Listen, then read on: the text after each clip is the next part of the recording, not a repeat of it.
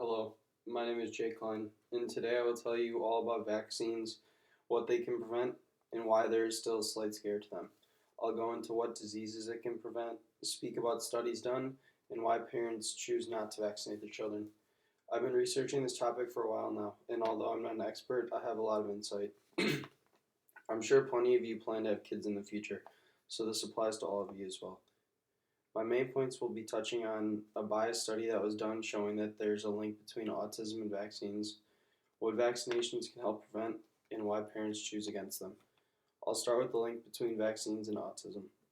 The theory that vaccines can cause autism stems mainly from the famous Wakefield study of 1998. Andrew Wakefield, a former British doctor, stripped of his license in 2010 by the UK's General Medical Council for ethical violations, and 12 of his colleagues published a case series which suggested that the MMR, also known as the measles and mumps vaccine, may lead to behavioral regression and possibly even a deeper developmental disorder in children. Wakefield speculated that the measles virus in the vaccine made its way into the child's gut, then leaked through the gut, entered the brain, and as a result, caused autism.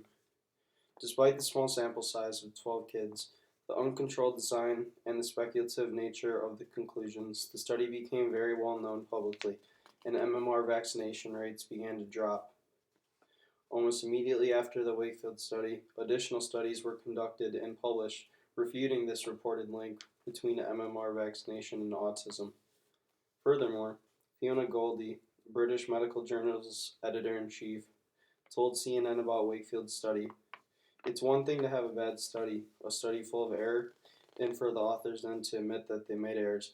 But in this case, we have a very different picture of what seems to be a deliberate attempt to create an impression that there was a link by falsifying the data. So as you can see by this, he attempted to falsify the data, making this experiment not reliable at all.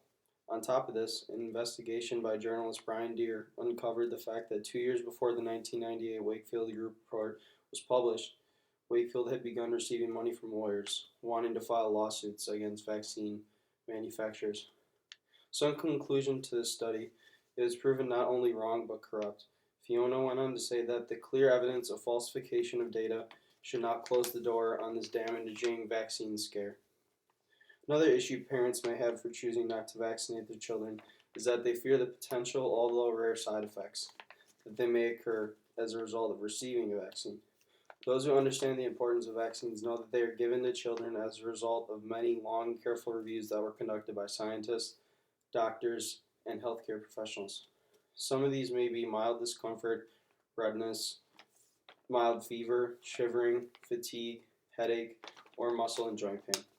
Despite this information, some parents still choose not to vaccinate their children simply for the fact that they may potentially experience a mini side effect.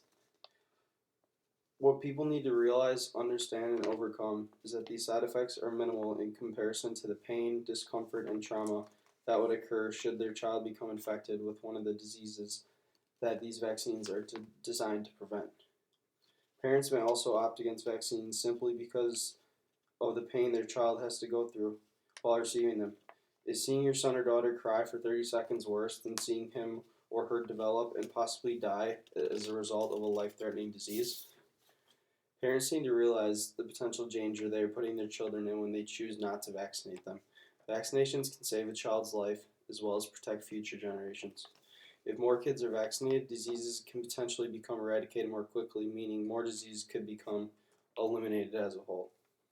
One example of an eradicated disease is smallpox, which used to be one of the most deadly diseases in the world. In 1980, it became non-existent. According to the experts, this was largely a result of vaccines. Some diseases that once injured or killed thousands of children have been eliminated completely, and others are extremely close to extinction, primarily due to the safe and effective vaccines. Polio is one example of the great impact that vaccines has had in the United States. It was once America's most feared disease, causing death throughout the country, but today, thanks to vaccines, there are no reports of polio anywhere in the United States. So overall, vaccines can prevent diseases. And if all parents choose to vaccinate their children, some of the diseases that exist today may not even exist in the future. This would assure future children or grandchildren immunity from these diseases.